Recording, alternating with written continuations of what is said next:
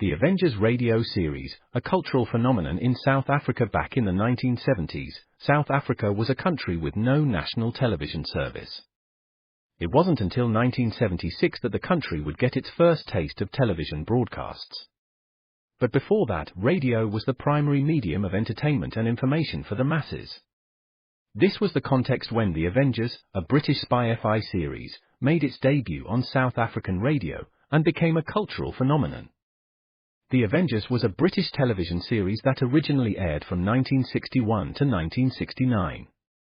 The show revolved around the adventures of John Steed, a suave and sophisticated secret agent, and his various female associates.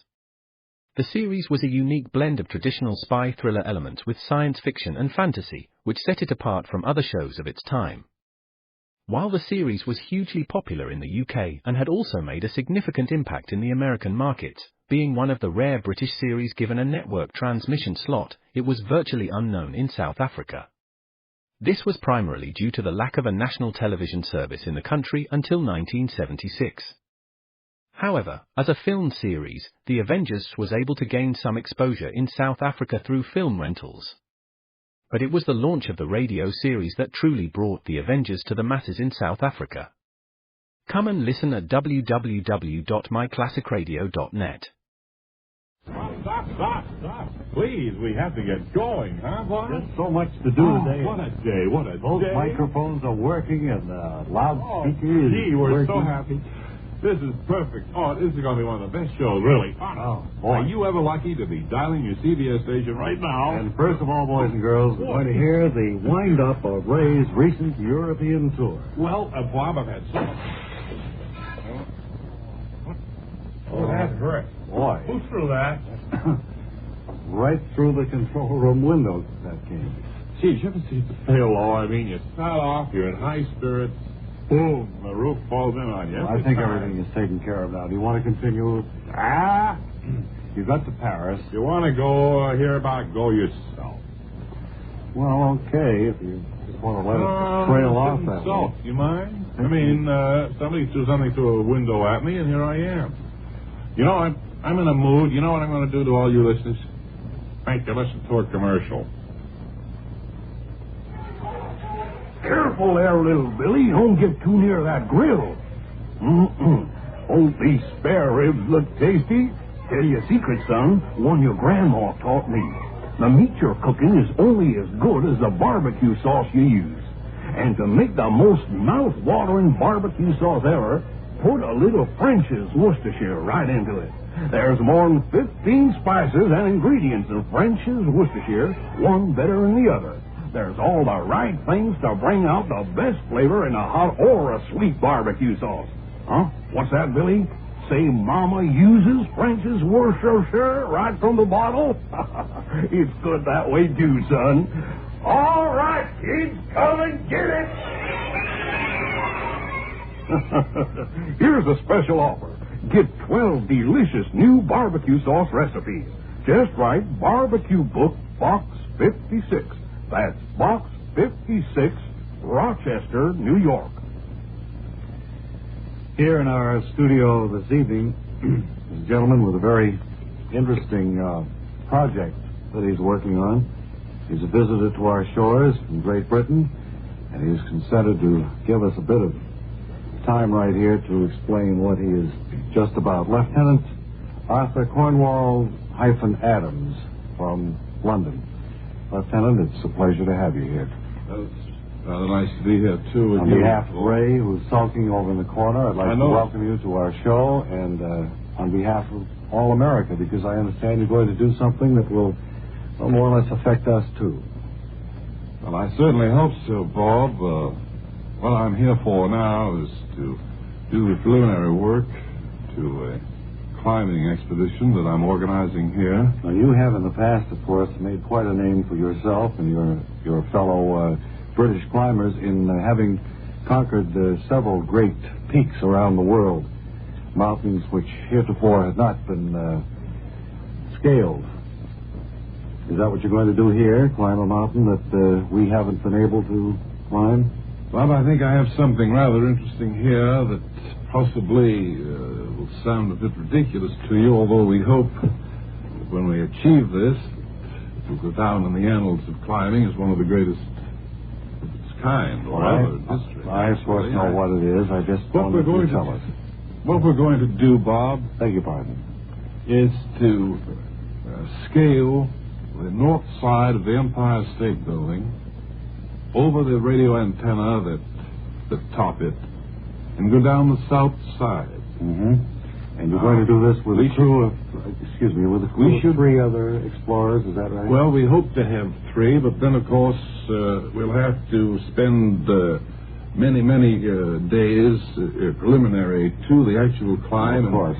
And setting up our base camp on the 15th floor, and then pushing on to the 65th floor, where we'll have to have the mules stationed along with the supply of oxygen. That's base camp, too. I understand that, of course, you don't consider that window washers have scaled the Empire State. No, that's a great misconception. Unofficial to compare scale. their work with our climbing is, of course, altogether different. What they do is take an elevator to, say, the 20th floor, and then go through a window, and then clean it, come in, and go to another floor via the elevator. They don't start at the bottom, go up the outside, and down the other side. See, it will take us, we hope at least, to have it done up and back. That is, up the north side, wave our hands from the top. You won't plant any flag up there. Oh, indeed. Will you? Mm-hmm. Oh, indeed we will. But actually, is there any other reason for doing this? Are you? Well, it's just there, you know. The pride, of course, it's there. Doing it's something. There. And but you are in search of something. You told me before you went on the air. Well, yes, we're in search of the abominable elevator operator that we've heard so much about. Yes, I have heard People about have him. seen his huge prints on the top there now, where the viewers or the people on tour, look out over. Yes. You're a bit much, you know. And you're going to try to get pictures of him, of course. That's all. We certainly wouldn't want to tangle with him or capture him. If I could get a picture of the abominable elevator operator, I think that would be. Well, I know that you've got many weeks of preparation ahead of you and your stalwart group, and I hope that you have great success. Is there anything we can do to help in your projected climb? Any type of the Empire encouragement at all would be welcome, Bob. From our listeners, you mean? Well, of course, if we thought that people were behind us in this venture, I know that we approach it with a good deal more enthusiasm. All right. Well, then, if you would like to express your encouragement to Lieutenant Arthur Cornwall-Adams. You don't have to say the hyphen all the time. No, really, it's a bit much. Just send along a card to us here at CBS Arthur Radio. Cornwall-Adams, the mail will get to me that way. Arthur Cornwall-Adams. And keep us in touch now. If anything new develops and you get your plans more definitely set, why, let us know. I don't think I'll sulk anymore. That sounds like a pretty good idea. I'd like to go with that guy. Well, I think he's pretty well lined up with a crew. But I've always thought I'd like to do something like that.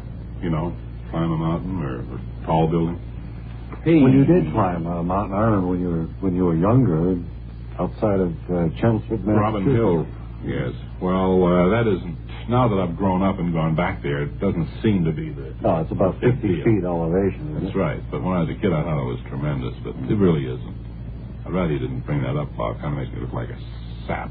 Oh, I didn't mean that. You can sulk for another minute. I think I want. Yeah. Thirsty people everywhere prefer ice-cold Pepsi-Cola. And because it's light, it refreshes without filling. Charlie, be sociable. I am, Kay. Pepsi is a favorite of thirsty people from Maine to Hawaii, from Alaska to Florida. Charlie. It's perfect for parties or picnics, so serve Pepsi to your guests. That's helpful, but... This is the sociable part. Keep plenty of Pepsi ice-cold and ready. Remember, it goes fast because everybody likes Pepsi. Singing still sounds more inviting. May I? Be sociable. Look smart. Keep up to date with Pepsi. Drink light, refreshing Pepsi. Stay young and fair and debonair. Be sociable. Have a Pepsi.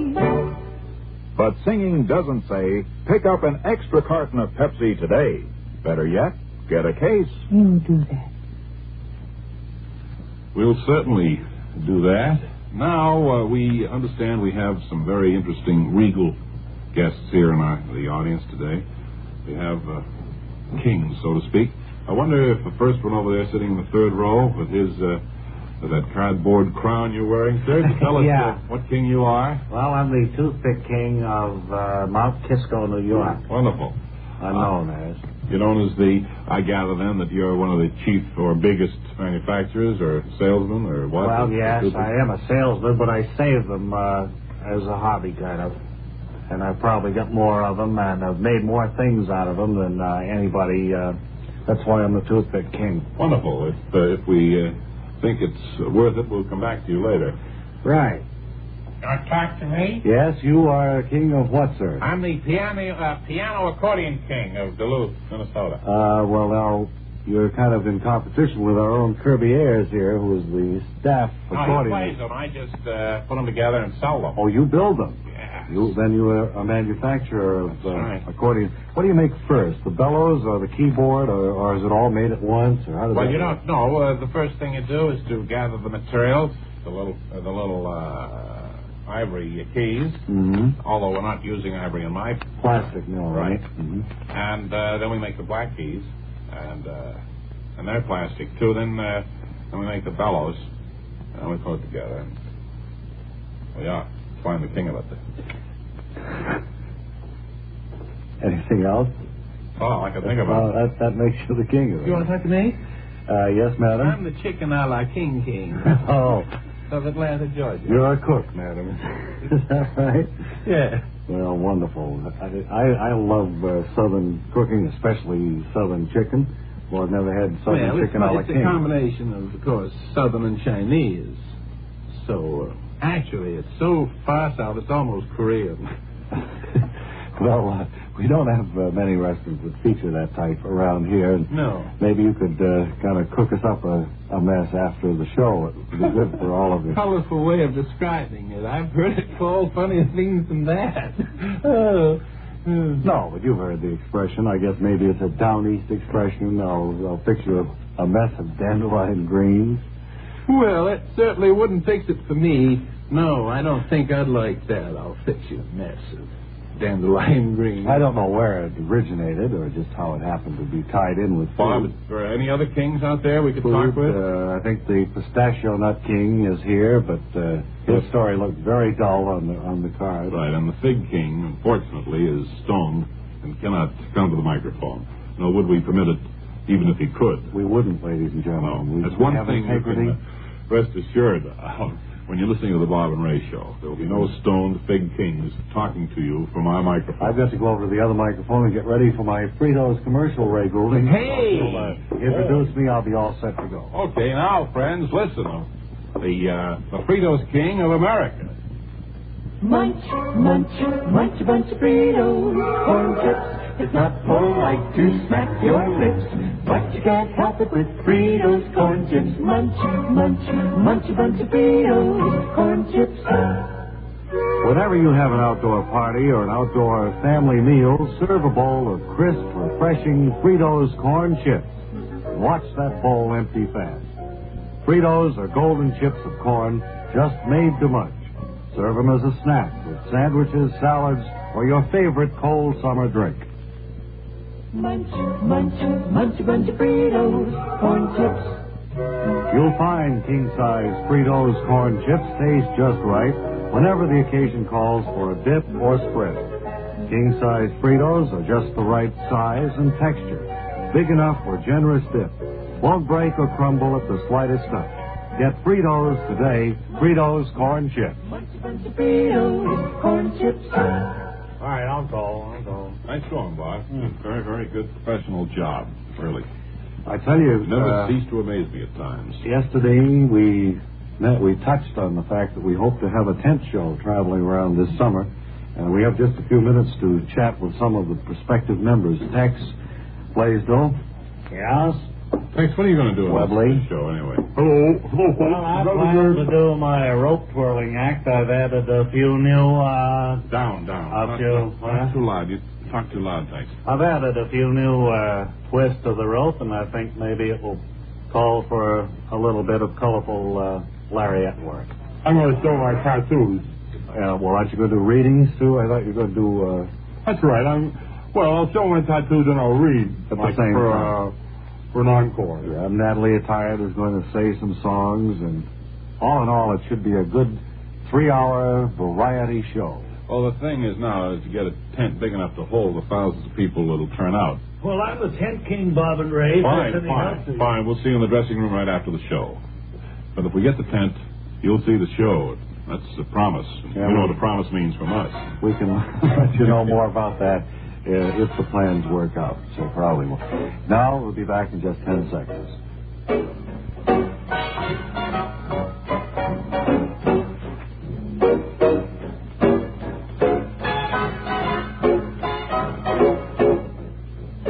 Until tomorrow, everyone, this is Ray Goulding reminding you to write if you get work. Bob Elliott reminding you to hang by your thumbs. This is the CBS Radio Network. KC. CBS Radio Network. KC.